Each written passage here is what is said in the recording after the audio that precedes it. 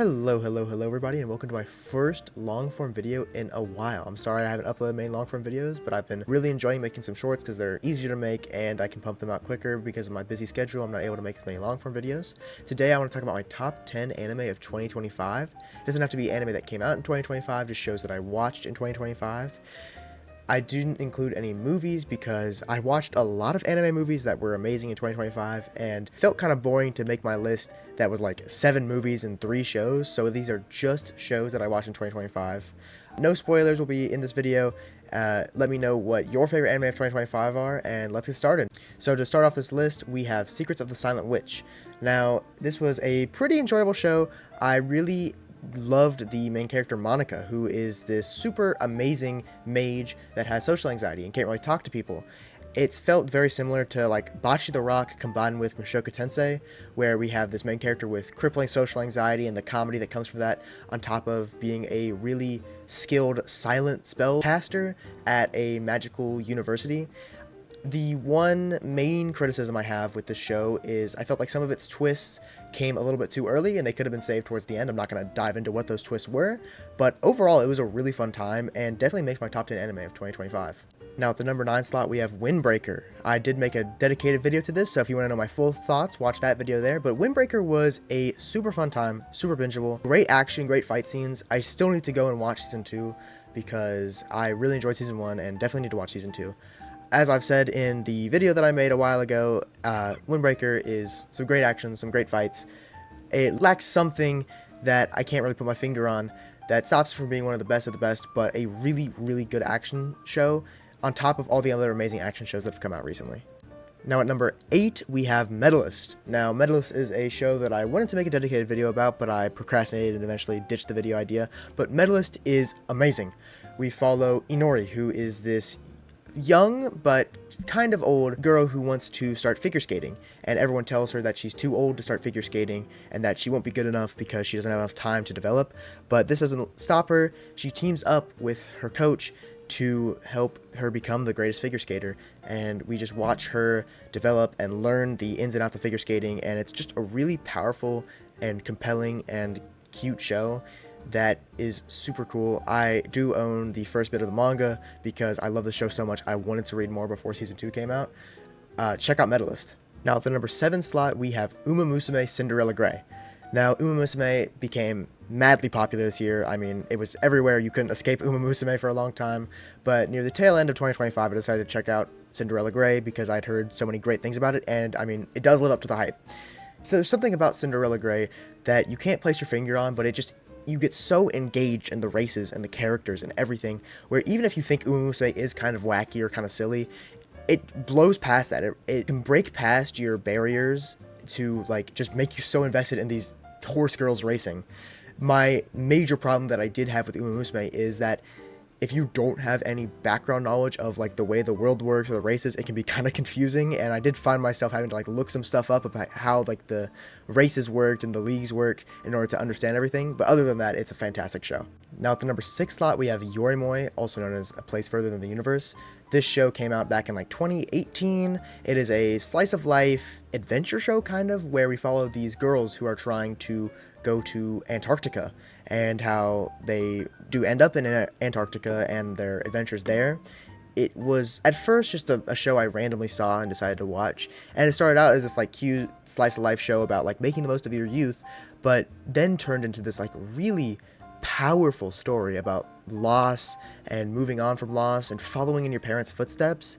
And it gets you really emotional towards the end. I mean, I cried near the ending. It was such a great show. I highly recommend it to anybody who enjoys slice of life or adventure shows. It just felt really compelling to me as someone who is trying to make the most out of what youth I have left. Really fantastic show. Now at number 5 we have a really, not really old anime, but a pretty old anime. It is Excel Saga. Now Excel Saga is a comedy parody anime from like the late 90s, early 2000s-ish, and it is one of the most hilarious shows I've ever watched. I don't know how to describe it. It's just, it's funny. It's funny. Watch it. It is so great, and if you are invested in anime or you've watched a lot of anime or read a lot of manga, you will get a lot of the references and a lot of the jokes in Excel Saga, especially like when they're parodying genres in general. It's a super fun time. It doesn't take itself too seriously up until the very end, and even at the very end, when it does take itself seriously, by that time you're invested enough in the characters to like truly take it seriously alongside the characters in the show. Such a great time, such a great time. I can't gush about Excel Saga enough. So fun. Watch it, please. Now, at number 4, we have one from 2010. It is Angel Beats. Now, Angel Beats is a super popular anime, a classic, but I finally got around to watching it this year, and I mean, it lives up to the hype in every way. Angel Beats is simultaneously really emotional, but like hilarious. I've had some of my biggest laughing out loud moments, like out of breath watching this show. It is such a great time, and the way that it can make you truly like get invested in each and every character, no matter how minor their part is really special. I love Otonashi. He's one of my favorite protagonists in recent memory, and he's such a great guy. And to see how like his arc develop and see his backstory revealed is so powerful. Watch Angel Beats, please. It is so good. I know I've said that about every show, but Angel Beats is another one of those shows that's just amazing. Now into the top 3, and the first series is one that I'm pretty sure anybody watching this video has heard of, and it is My Hero Academia. Now, I have been on a weird roller coaster with My Hero Academia throughout my life. My Hero Academia was the first anime that I watched when I was truly like seeking out anime. Obviously, I had grown up with like Pokemon and Digimon, but when I first sought out anime, I went to My Hero Academia. My Hero Academia was also the first show that like truly made me sort of upset and critical of anime, because seasons 4 and 5 were just really I didn't like them that much. But finally this year I watched season 7 and 8, and I can say without a doubt My Hero Academia stuck the landing phenomenally for me. It makes me look back on the rest of the show with so much love, and makes me look more fondly back on like seasons 4 and 5 and then the seasons I didn't enjoy as much after watching season 8.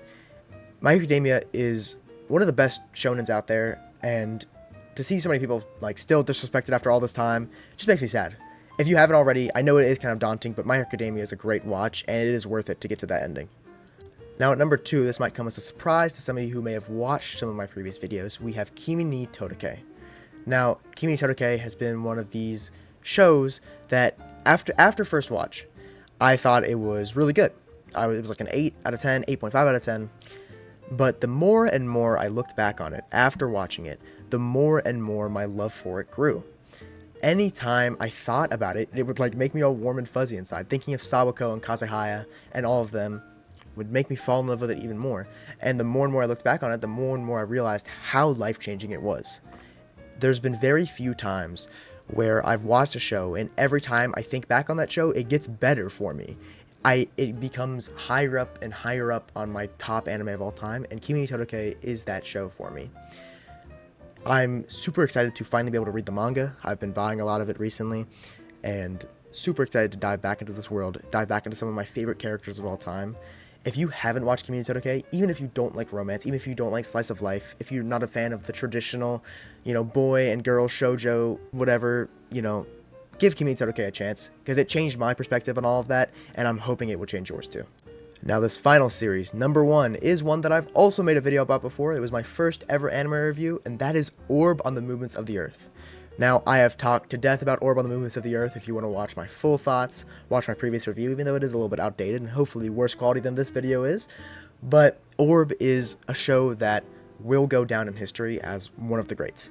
It is so amazing how they can combine all of these ideas, all this philosophy and scientific research and theology, all of this into this package filled with some of the greatest characters ever written, filled with some of the most emotional scenes ever animated, filled with some of the most beautiful visuals I've ever seen, all of that packaged into one amazing show. Orb is a once-in-a-lifetime experience that I hope anybody watching this video can have, because if you haven't already, please check out Orb.